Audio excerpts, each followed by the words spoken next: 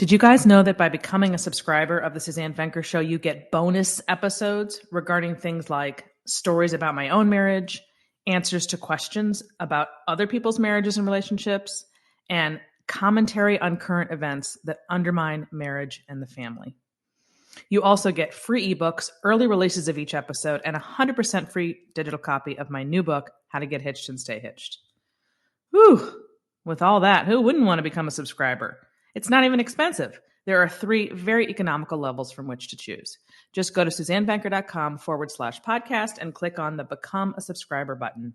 That's SuzanneVenker.com/podcast. And now, on with the show.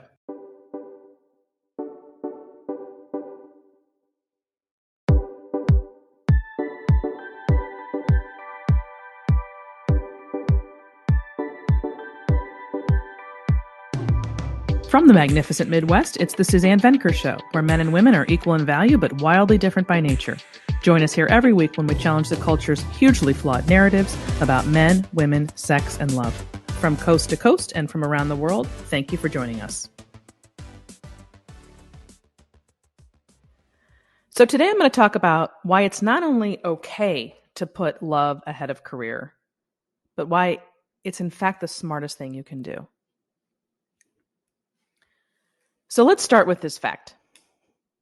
Anyone who's been married for any length of time can attest to this. Who we marry and how that marriage fares has the single greatest effect on our happiness and well-being than anything else we do. The outcome of that singular decision will dictate the entire course of your future. I know that's pretty heavy duty.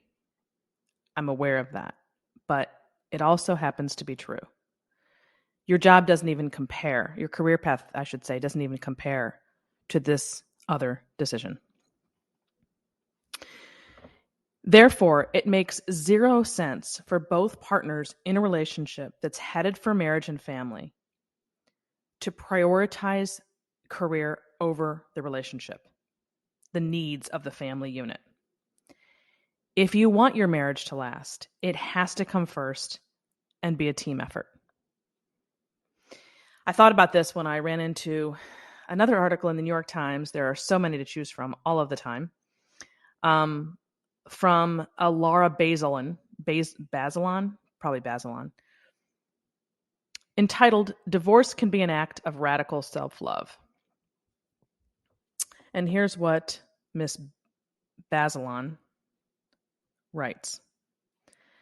Quote, "After I became a mother, I was still the same striving, work-obsessed, domestically challenged person I had always been.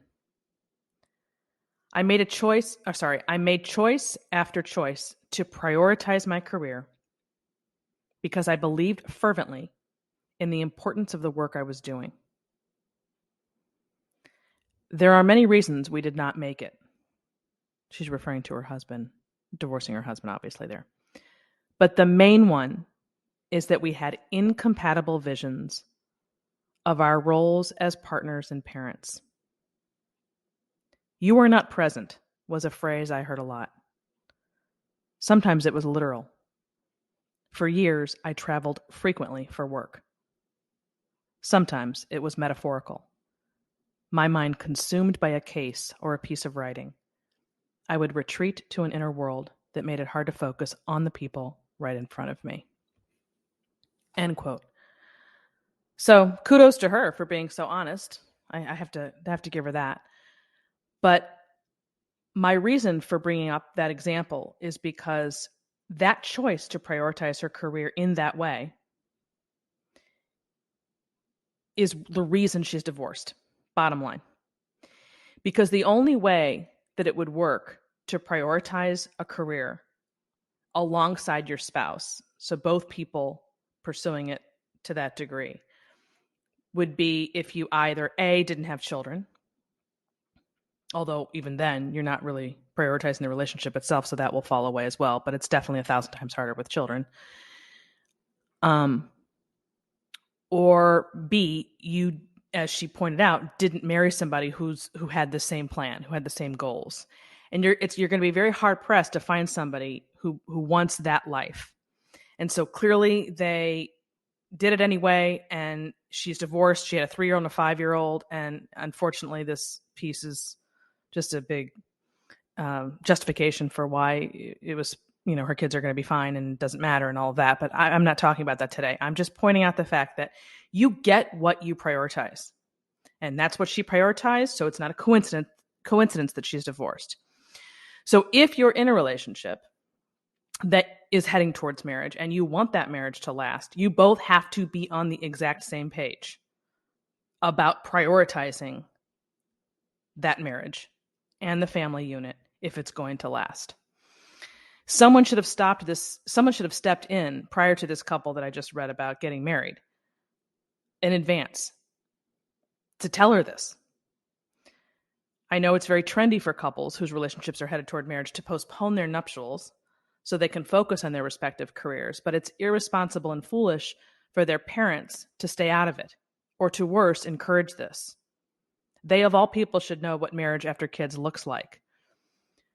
Now, I know there's a lot of people who will say, well, they're grown. My kids are grown. I can't tell them what to do. Absolutely. I get that. In the ideal world, you would have shared this information before they ever left your house. You would have told them what they needed to know about marriage and what it looks like post-kids so that they didn't get into this predicament. But even if you didn't, that doesn't mean that your words will fall on deaf ears if you catch them in advance enough when they're dating someone. It's true that once they're all in, you're going to have very little influence. That's true. But the idea that when you first hear about your daughter's plans and you feel this, I don't think that's going to work, but you suppress it, to me, that's causing this problem. Because where else are young people going to get the information they need if it's not from a parent? They're certainly not going to get it from the culture. So a parent is the only one left to do so. You might have heard that many couples today even maintain what they now call LDRs. It's an acronym. They have an acronym for everything with the younger set, which stands for long distance relationships. Even going so far as to living in separate states or getting engaged without a ring and a date. And again, this is 100% because they're prioritizing money and career over the relationship. In fact, you'll find a widespread acceptance among the millennial generation of the idea of marriage as a capstone to one's life rather than the cornerstone, which is a massive shift in mindset from the way all previous generations, all of them, viewed marriage. Up until very recently, getting married and having a family of one's own was literally the whole point. The whole point of our existence here is our relationships and what we create in our homes, not money or career. And of course, most people come to realize this once they've had kids, but they've set their lives up in such a way that they can't take advantage of this reality.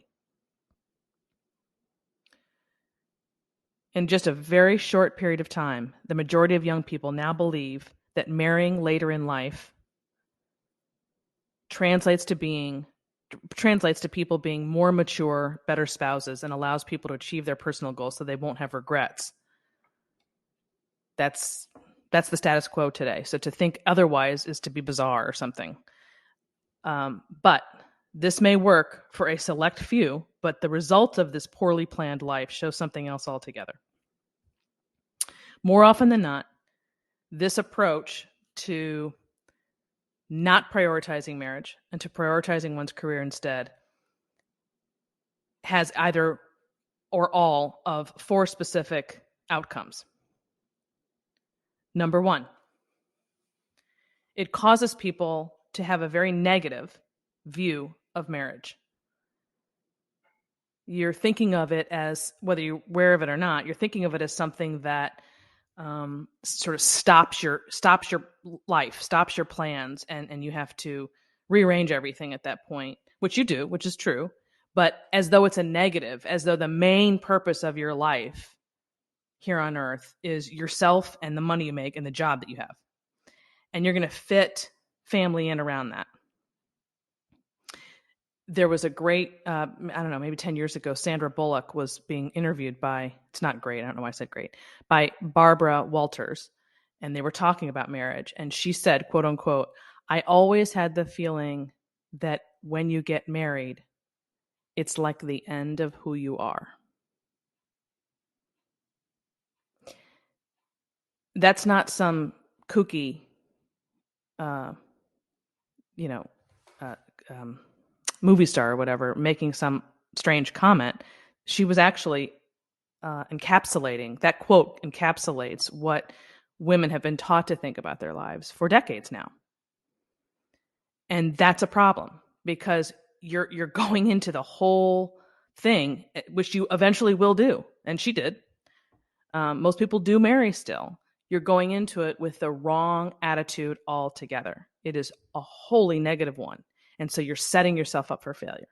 That's number one. Number two, it makes combining the lives that you've created as individuals, when you prioritize your career and you live together for a long time, or you just, have these long distance relationships and you get married way later in the game, it makes combining the lives you've created as individuals much harder because people are used to doing things their own way. They get used to it in 10 years. So this is true both for financial reasons and other reasons, whether it's, how you do your laundry or, whatever the case may be. But financially, it's obviously the biggest one. It makes it very, very difficult when you haven't built a life together from the get-go with another person to then do so down the line. 1,000 times harder. I can vouch for this because everybody who I speak with in my coaching sessions are at least 35 if they're married, and most of my clients are married, are 35 plus, and their histories are all the same. I mean, even the concept of learning how to build wealth as a team is so foreign to them. The whole financial picture is different because so many of them, if not all of them, have separate this and separate that, his and hers. And that's their success, statistically, their success in marriage and in their finances, which often go together, as you know, is compromised severely from somebody who has built together as a team from the ground up. Number 3, it leads to poor preparation for marriage and may actually diminish marital happiness down the road. Because what happens is you have these relationships for years and years and years, and you postpone marriage. Especially if you're living together. I mean, I'm going to do a separate episode on living together before marriage, so I'm not going to talk too much about that right now. But you end up sliding into the marriage, and this is research. This isn't just my thoughts. You can actually do the research on this. People end up sliding into marriage rather than deciding to marry, and those are two very different things. Very different things. You have to know when you're making a decision. Going back to my initial opening, that whom you marry is the most important decision you'll ever make in your life. You have to make that objectively, soberly, seriously, and not just slide into it because you've been together so long. Well, why not? I mean, once again, that's what I end up seeing in my coaching practice is people who really got married because they were already there together or because somebody wanted a baby and so the person was there. I mean, there's just nothing about it was consciously thought, consciously thought out and well thought out. And number 4, it can also result in women either not getting married at all or getting married but being unable to have children. So that's just an issue of timing too, when you don't prioritize marriage or love over career. When you prioritize career and that's your focus, there's all of these, there's a fallout to that. There's all of these arms that come from that one decision that people aren't understanding until it's too late. I mean, it's true that men and women lead very parallel lives prior to getting married and having kids. So it feels like you're on the same plane, and you're going to be able to just combine your lives down the road, no problem. But the reality is, once they take the plunge, everything does change. Not for the worse, as people are taught to believe, but it does change. There's no question about that. because it's really the presence of children that bring out those striking sex differences between women and men. Prior to that, they kind of feel kind of similar. It's really having children that changes everything. So that is why, going back to my original point about how both people today are prioritizing their careers, that is why that's a mistake. And why in the past, women, when they're involved in relationships that are headed towards marriage, from like 22 on, let's say, have always followed the man's career rather than the other way around. But there's still an excellent, no matter how we think that that's like old school or whatever, there's still a very solid, concrete reason why women should still do that. Whether it's 1971 or 2021, most mothers step out of the workforce at a far greater rate than do fathers. Therefore, young women who don't plan for this in advance will find themselves stuck. They will feel trapped and resentful by the burden of caring for an infant while at the same time being a full-time breadwinner. And this resentment will destroy the marriage, hands down, no question. If that is not a good enough reason for why women should be following a man's career, not the other way around, why the man's career should be prioritized and not the woman's, I don't know what is. Assuming you're going to want to get married and have children. This is for people who want to get married and have children. If you have a different life plan, more power to you. But for people who do, you need to know that most women still step out of the workforce for X period of time. They may not be out for 18 years, but they are out, or they cut back. And if they have followed her career or even put it on an equal plane as the guys, rather than prior to having children, saving up everything she makes in preparation for staying home, she will be stuck. And when she is stuck, she is absolutely going to blame him, hands down. Or if she doesn't, they're just going to be stuck in this place where they don't agree with how to handle the work and family thing, which is what happened with the woman in that article.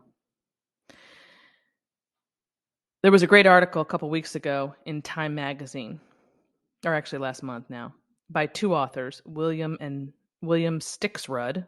It's an interesting name, William Stixrud, and Ned Johnson, and they wrote the following. I thought I'd close with that because it's aligned perfectly with this episode. Quote, when a friend of ours spoke on a panel offering career advice to undergraduates, she was afraid to share her most important insight. That in her early 20s, she prioritized jobs where she could be near her boyfriend, who is now her husband of almost 20 years. It's not a message she felt was safe to express, but she went for it. I would tell my younger self I was right to make career decisions based on my relationship, because the truth is that nothing has mattered as much to my happiness as the person I chose to go through life with. End quote. The idea of putting love before career is probably one of the most, if not the most, countercultural ideas out there. But guess what? That's why it works. That's why you should listen to it. Because the majority of the advice young women get when it comes to dating, mating, and marriage is complete and utter crap. You have to be weird today if you want to find love and to sustain it. You have to think outside the box. You have to be countercultural. There is literally no other way. That is the road to success. And that ends this hour of the Suzanne Venker Show. Before you leave us, I'd appreciate it if you'd take 1 minute to give us a review at Apple Podcasts or whatever platform you use. If you've done that already, or if you can't leave a review on your podcast player for some reason, please consider sharing the show with a friend or a family member. Word of mouth is the primary way we get the word out about the Suzanne Venker Show. Thanks for listening, everyone. Have a great week.